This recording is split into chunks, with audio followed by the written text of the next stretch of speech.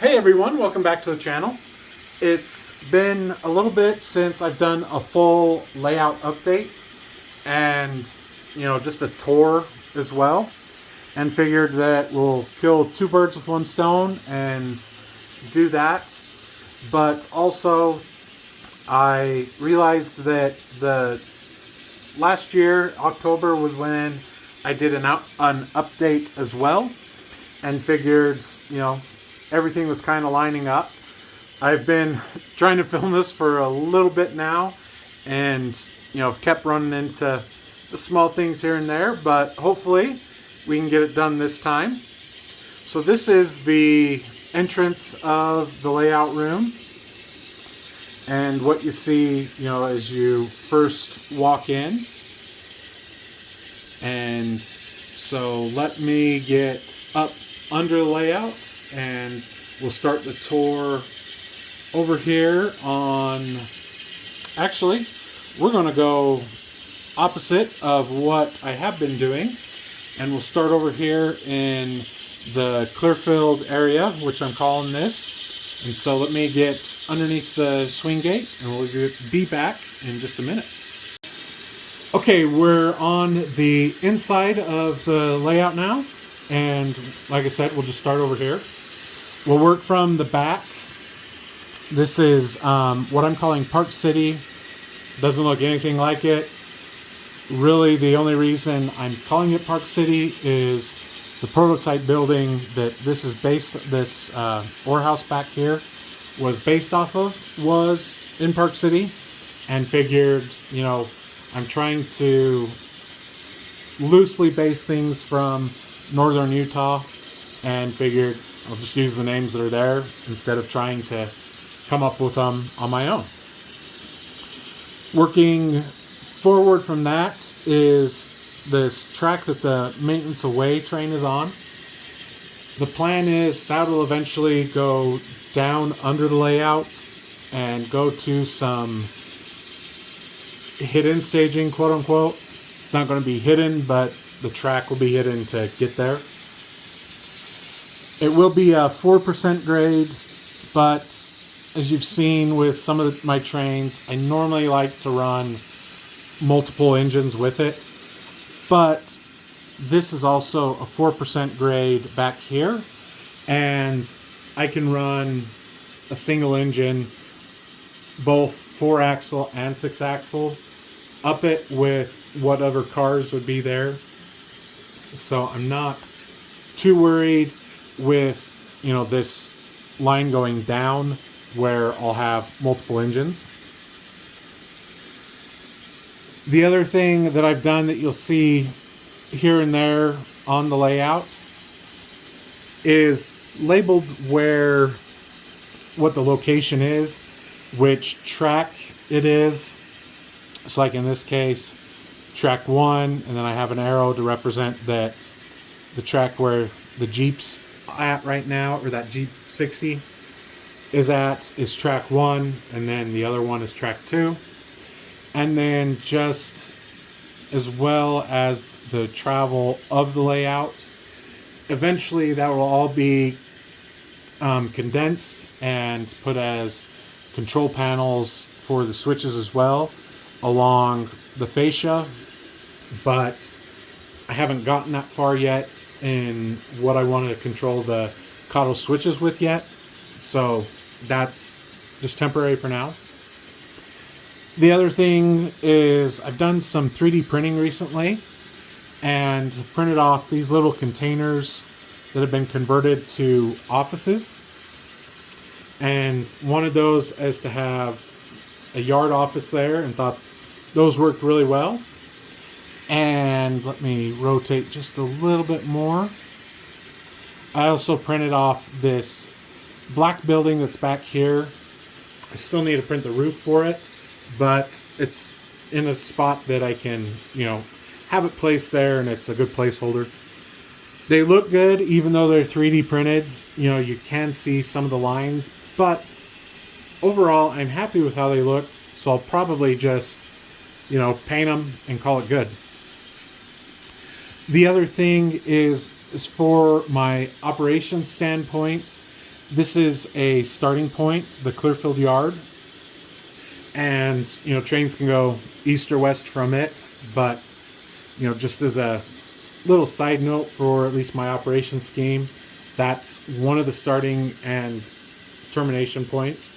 So with that, let me readjust the camera and we'll move to the next spot on the layout. Okay, the next spot is, I just am calling it Salt Lake Intermodal. And that is this long section that's in front of these. There's some windows up here that are, covered with the curtains. I put those up just because I didn't want sun coming in, because this is a south-facing wall, and the windows that are there, there's plenty of sunlight that comes in, and didn't want anything messing up the models, and so just covered them. But at first I had thought to just do scenery over here, but then as I was thinking, these are about 7 feet-ish tracks for the intermodal, and figured that'd be decent for a couple of trains and a good spot to park some of my equipment, and that's what I went with. The other thing is the track that will be going down to staging will eventually come up, and the staging will be under here. And still toying with this.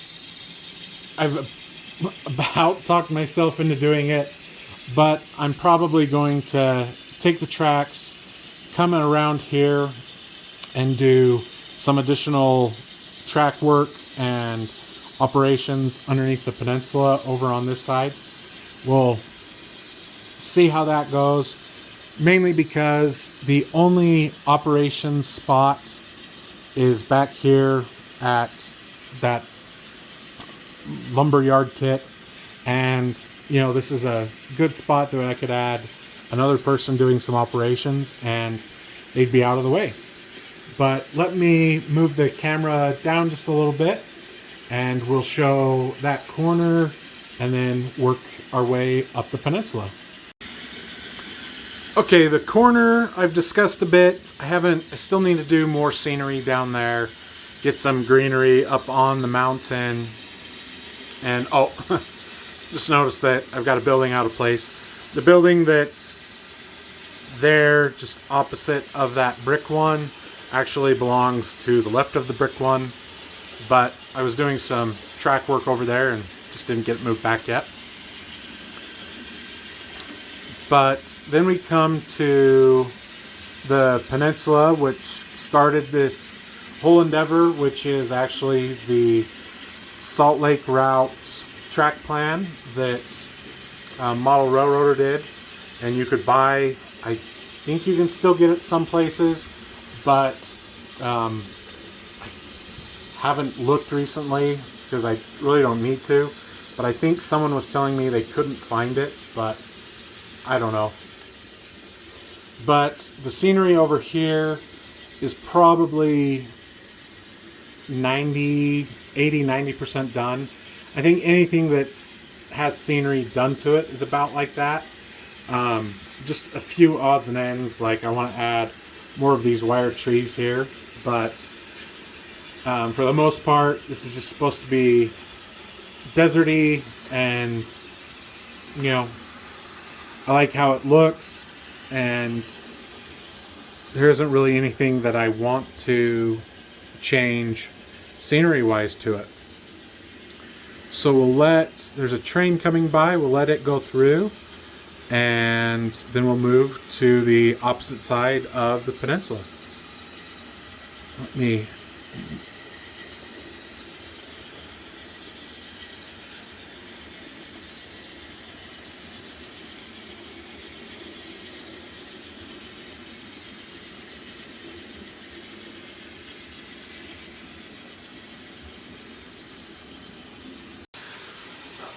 Okay, so again, this side is 80 to 90% complete.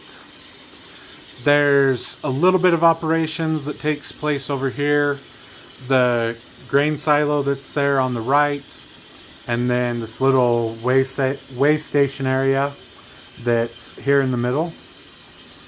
And then I still need to do some more detail with this road, but other projects have just been, taking priority. And then the other switching that takes place is here on these team tracks. And then to actually access the old Salt Lake route, I took this track here that was pretty much the straight shot onto the layout and added a Y. There are sensors that are over here that trigger the crossing lights. I have sound to it as well, but have it off just as gets annoying to a point, and there's train sounds running, so we'll leave it at that. I still need to decide what I'm doing back here. I may reuse some of the NMRBO that diorama that I built and use those buildings here as it's kind of a worn down farm area. I'm not 100% sure on that, just thinking on it. I may want to keep that diorama intact, but we'll see how it goes. And then let me move the camera again to the next spot to show. So the next spot is here, the mine area.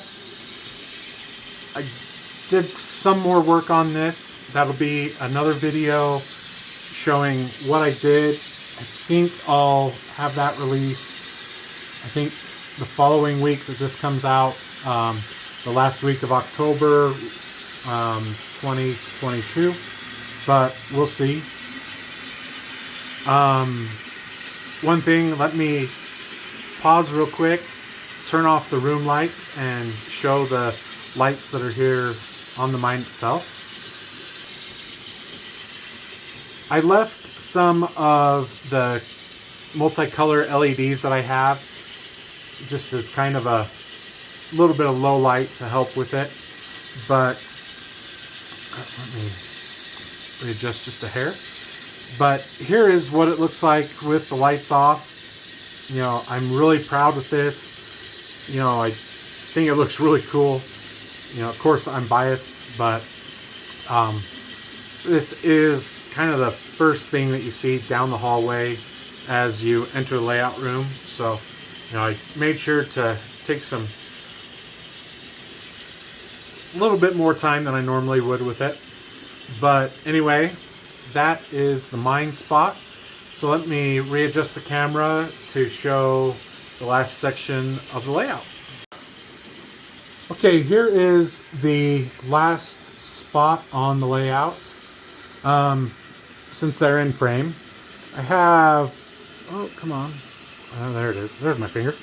On these two Kato switch machines, I'm using those for the double crossover and switch coming into the Y that's behind the mine, since I can't really reach around the mine to switch those anymore. So that's why those are there. Again, there's some more of the temporary things written on the scotch or the masking tape, but this is what stay focused on that. This is Riverdale Yard. It's the other starting and end point of the operating sessions that I'll be doing. And again, well, I can't remember if I said it in this earlier or not, but this is just, real loosely based off of northern Utah, and so I'm just using names from that. And then this area here is what I'm calling Ogden. It's just a couple of tracks that will feed background flat buildings that you can see, and then just another industry here. And then the last section is, release that to turn, is this little spot here. I haven't fully decided what was going to be here in terms of mainly this back spot. These two buildings will stay. That's where they're at. But I'm calling this Freeport, and there's a little bit more switching. Eventually this will have 4 blocks.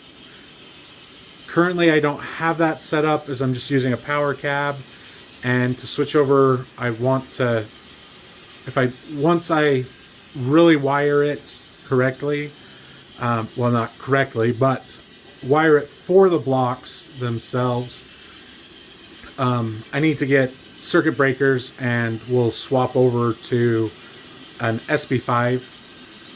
But since I don't have the circuit breakers yet, I'm still just using the power cab, and it's working for now. So I'm just leaving it wired as it is. But everything is wired to terminal blocks, and it'd just be easy to if there's anything that's overlapping, I can just move them to the correct terminal blocks, and that'll be that. So that is the layout itself. And as I like to do, we'll end it with a couple of, oh, there it is. We'll end it with a couple of train run-bys showing just a few spots that I've got that I like filming trains around on the layout. And okay, as I was saying before the short happened, as I like to do with my videos, I'll end with a couple of run-bys of the trains and some spots that I like to film on the layout. I want to thank everybody for subscribing. I really appreciate it. And as always, thank you for watching. And we'll move around to a few of the spots on the layout and film the run-bys, and see everybody in the next video.